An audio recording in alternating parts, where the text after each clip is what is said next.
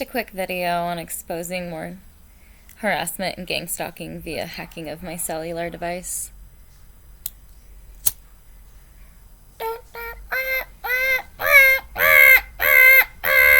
Matrix! I called the NYC health counselor, and somehow it was rerouted, and a woman answered who sounded very distant and very, very soft, could barely hear, and there was a baby screaming in the background. And then I mentioned, well, anyway, I'm just struggling today with like a chronic flare-up and procrastination. How are you doing? And like was very playful and just like myself. And then they were like, well, there's not much. And then she was like, well, there's not much that we can do about that. And I was like, I know, I'm calling for emotional support, ma'am. And it was a long time before she answered, like a long time. And she said, okay, that's fine. And then I said, this is NYC Health Hotline, right? And then the call just went.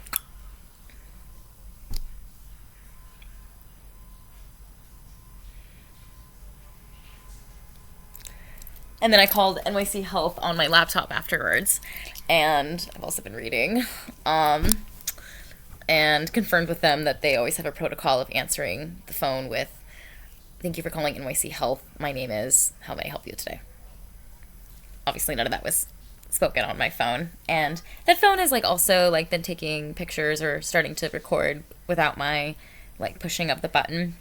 And it wasn't like me accidentally doing it.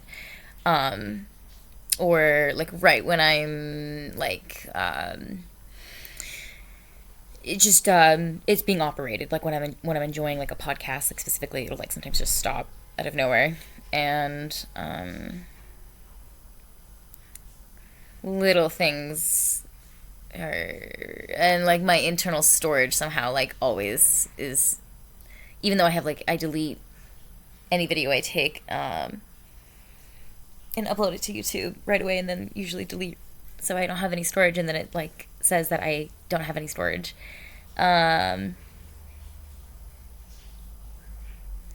Little things like that are starting to add up now after that phone call. So gang stalking is real, and exposing the truth, you will be attacked if you do so. And I could care less for what they try and do, because I believe it is in like the 37th chapter of Job where he says, I laugh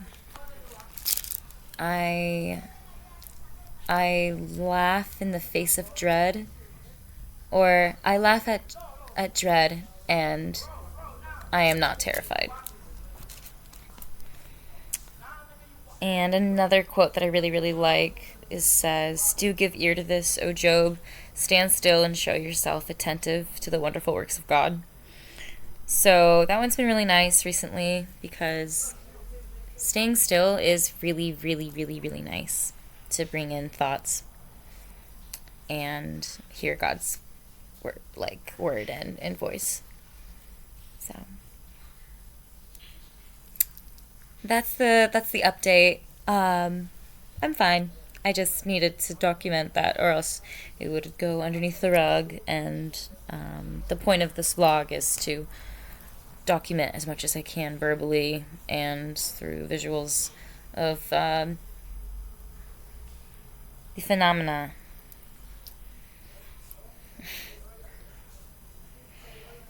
Or at least documenting and time-stamping places of where I'm at last. It's helpful. So,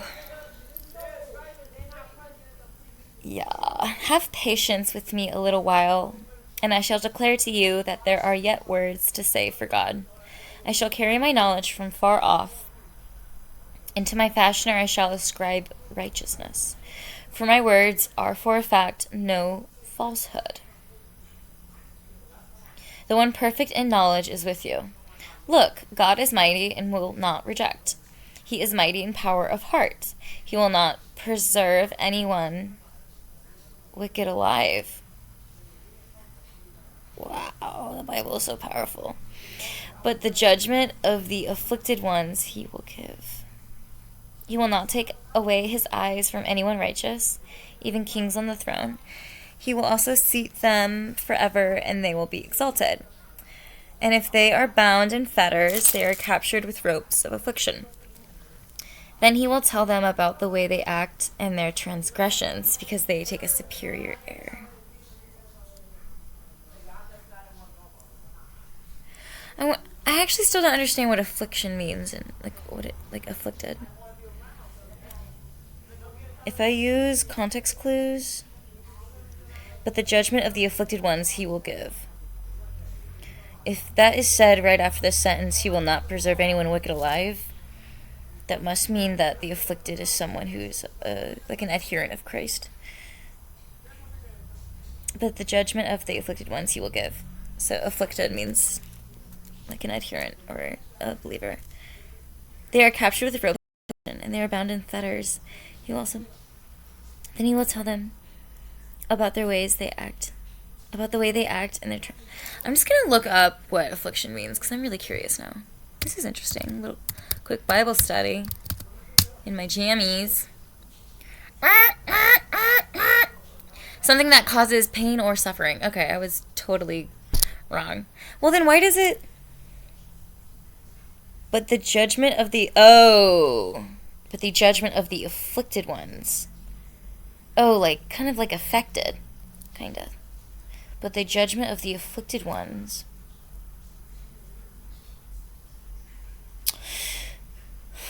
That's nice to read. Oh, okay, I understand now.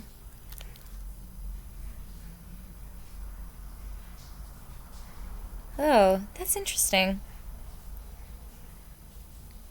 Anyway, so where we were reading, now that I understand that word, then he will tell them about the way they act and their transgressions, because they take a superior air, and he will uncover their ear to extortion. And he will say that they should turn back from what is hurtful. If they obey and serve, they will finish their days in what is good, and their years in pleasantness. That's nice. Yeah. They should not cry for help because he has bound them. And those apostate in heart will themselves lay up anger. Oh, that's nice. And they will expire without knowledge. But if they do not obey, they will pass away even by a missile. Yeah. Their soul will die in youth itself, and their life among male temple prostitutes. I don't get that. He will rescue the afflicted one in his affliction, and he will uncover their ear in the oppression. Those are interesting words. I could easily rap with those words. I could definitely. Affliction and oppression. And he will also certainly allure you from the mouth of distress. That's very nice. Broader space, not constraint, will be in its place, and the consolation of your table will be full of fatness. With the judicial sentence upon the wicked one, you will certainly be filled. Wow.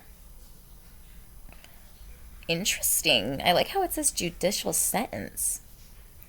Judicial sentence and justice will themselves take hold. That's good. That's what I'm about. That is what I'm all about. For take care that rage does not allure you into spiteful hand clapping. And let not a large ransom itself lead you astray. Oh, that's good. Can I highlight that? I'll highlight that. Got some new highlighters, dude. Okay.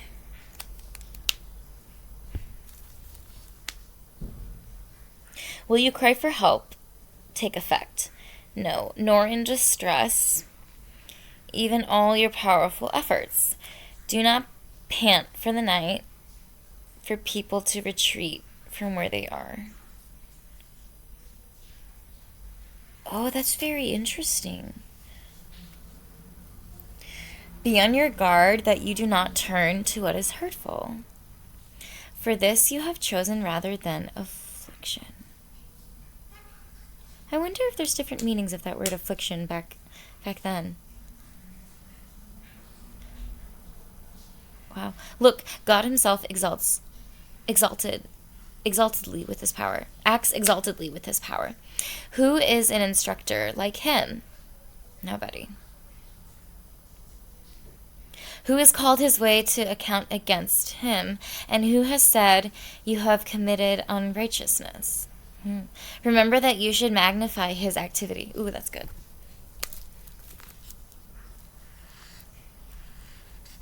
I like that. Of which men have sung. I was just thinking that I would do that in my songs. Wow, that's beautiful. All mankind themselves have gazed upon it. Mortal man himself keeps looking from far off. Behold, God is more exalted than we know. Yup. It's beautiful. In number, his years are beyond searching. Behold, God is more exalted than we can know.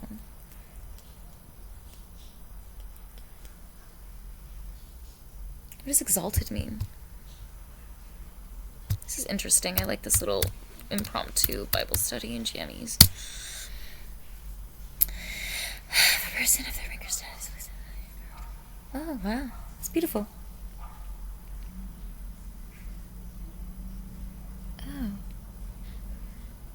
It says the first definition is placed at a higher, powerful level, held in high regard, and the second is in a state of extreme happiness. That's gorgeous.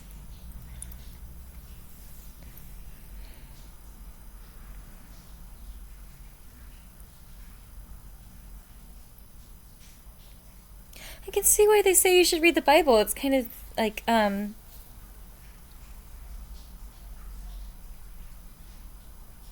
magical, like, or mind-blowing, or creative and artistic, and the storytelling, and it's, I don't know, it's different reading it out loud. It's totally different, because I'm, like, noticing the words I don't, like, totally know, and it's slowing me down to a point where I'm understanding, like, the material more. It's cool, it's fun. All mankind themselves, again, we're in Job 36:24 right now. Or actually Job 36:26. Behold, God is more exalted than we can know. And numbers his years are beyond searching. For he draws up the drops of water. They filter as rain for his mist. Yeah, I read that last night, and I get it a little bit better now. For he draws up the drops of water, they filter as rain. Interesting. They filter as rain for his mist, so that the clouds trickle. They drip upon mankind abundantly. Oh, that's beautiful. That's so beautiful. I've never thought of rain in that way before. Oh my god, that's why I love Oregon so much. Oh, I am excited. I am going to take a 1-week trip back to Oregon, and I'm going because I have to. But I mean, I'm excited to catch up. It'll be good. I'll be back March 16th, and I'm hoping to start working in the kitchen and get like 30 hours in as a team member. I have to hear back. And then I can move out of this apartment and keep moving up and elevating. So that's just a quick update. Behold, God is more exalted than we can know. Gorgeous. I love that. That is so pretty. Yeah, of course he is. Indeed, who can understand the cloud layers, the crashing from his booth? That's funny. Look, he has spread out over it his light. In the roots of the sea he has covered. That's so beautiful. I never thought about the sea having roots. For by them he pleads the cause of peoples. He gives food in abundance. In his hands he has covered over the lightning. Oh, cool. And he lays a command upon it against an assailant. That's cool. His booming tells about him. The livestock also concerning the one coming up. Indeed, at this my heart begins to tremble, and leaps up from its place. Listen attentively, you men, to the rumbling of his voice and the growling that goes forth from his mouth. Interesting.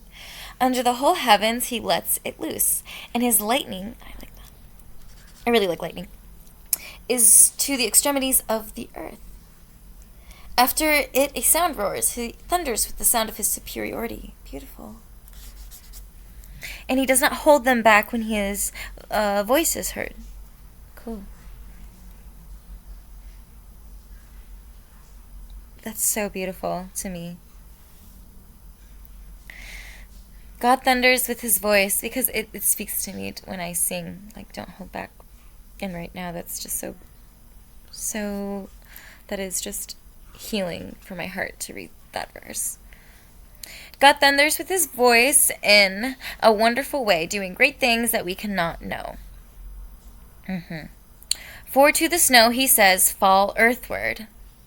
And to the downpour of rain, even the downpour of a strong rains, on the hand of every earthling man he puts a seal, for every mortal man to know his work. And the wild beast comes into the ambush, and in its hiding places it dwells. Out of the interior room comes the storm winds, and out of the north winds the cold. But by the breath of God the ice is given, but by the breath of God the ice is given. Oh, wow. And the breadth of waters is under constraint. Wow.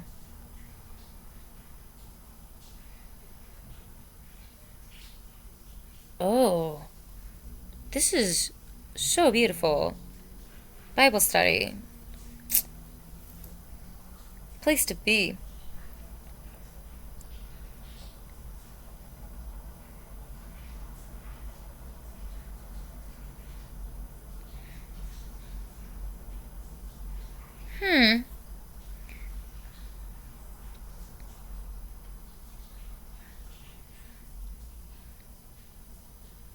So I'd like to point out that he repeats this twice, or, it's written twice. Job repeats it twice. It's written twice. The wonderful works of the one perfect in knowledge. It was somewhere up here earlier.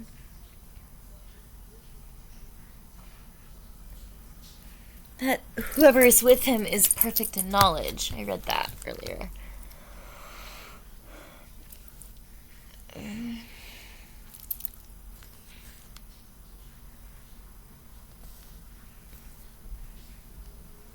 And whoever is with him is perfect in knowledge.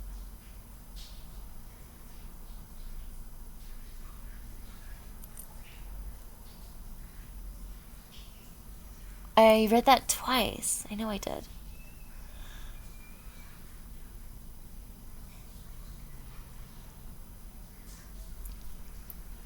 I just saw chosen, actually. That was interesting. For this you have chosen rather than affliction. Be on guard that you do not turn to what is hurtful.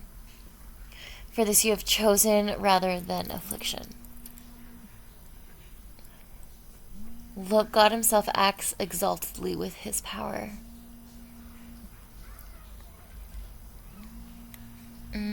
It's only 3 o'clock. I'm busy. Okay. Let's see. That was so beautiful. I really get it now, why it's so important to read the Bible. Okay, well, honestly, this year has been so good for me mental health wise. I've gotten back into like painting my nails and stuff, like my own little creative landscapes because I like to do like cityscapes on such a small surface. It's a fun challenge. And 4 days a week, some type of exercise, whether it be cardio or using Planet Fitness, and then getting some nice tanning in. So I feel like I'm getting, I don't know, I guess some vitamin D, and that's really really nice to just like zone out for 9 minutes and like feel that heat. It's really nice. So that's really really really really helpful. Everyone at the gym is super cool. I don't talk to anybody, but everyone's like super cool. I mean, I do. I ask questions sometimes if I need help or whatever, but yeah, it's so great that we are doing this Bible study, and I'd like to wrap in on the point that because this channel is for those that are chosen, and I just kind of got inspired by this um, verse right here because I am personally dealing with overcoming a marijuana addiction and cannabis addiction, weed addiction, whatever you want to call it. And so I'm smoking like a little bit less and less and less each day. And yeah, being more conscious of like how much I'm smoking and like being conscious of like why am I smoking. So that's perfectly in line with this. It says in Job 36:21. For anyone else that's struggling with addictions, I pray and encourage that this is helpful for y'all. Be on your guard that you do not turn to what is hurtful. For this you have chosen rather than affliction.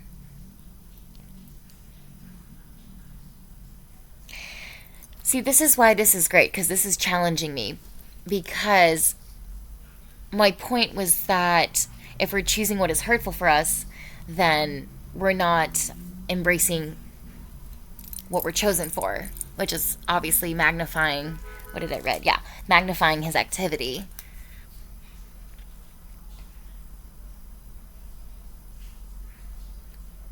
And I'd like to open up the discussion for anyone that likes to comment on what affliction means. Because for this you've chosen rather than affliction. But isn't affliction suffering and pain? Isn't that what I just read? Let's see. I like that this is challenging me. Pain or suffering, an instance of body. Something that causes pain or suffering. So be on guard that you do not turn to what is hurtful. For this you have chosen. Oh, I'm reading it wrong. Okay. Yes. Be on guard that you do not turn to what is hurtful. Yes. Okay. Yes. This is still going to work. My point is still going to ring home true for anyone struggling with addiction. And we'll wrap this video shortly. So, for this you have chosen rather than affliction. Right? So that is, I like that. Now I get it. That is embracing a total mindset of